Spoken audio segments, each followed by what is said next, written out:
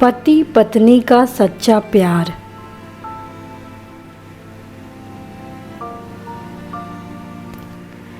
एक आदमी ने एक बहुत ही खूबसूरत लड़की से शादी की। शादी के बाद दोनों की जिंदगी बहुत प्यार से गुजर रही थी। वह उसे बहुत चाहता था और उसकी खूबसूरती की हमेशा तारीफ किया करता था।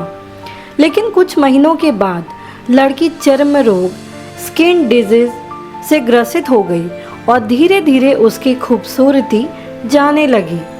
खुद को इस तरह देख उसके मन में डर समाने लगा कि यदि वह बदसूरत हो गई तो उसका पति उससे नफरत करने लगेगा और वह उसकी नफरत बर्दाश्त नहीं कर पाएगी। इस बीच एक दिन पति को किसी काम से शहर से बाहर जाना पड़ा। काम खत्म कर जब वह घर वापस लौट रहा था उसका एक्सीडेंट हो गया। एक्सीडेंट में उसने अपनी दोनों आंखें खो दी, लेकिन इसके बावजूद भी उन दोनों की ज़िंदगी सामान्य तरीके से आगे बढ़ती रही। समय गुजरता रहा और अपने चर्म रोग के कारण लड़की ने अपनी खूबसूरती पूरी तरह गंवा दी। वह बदसूरत हो गई, लेकिन अंधे पति को इस बारे में कुछ भी पता नहीं था, इसलिए इसका उनके खुशहाल वैवाहिक जीवन पर कोई प्रभाव नहीं पड़ा। वह उसे उसी तरह प्यार करता रहा। एक दिन उस लड़की की मौत हो गई।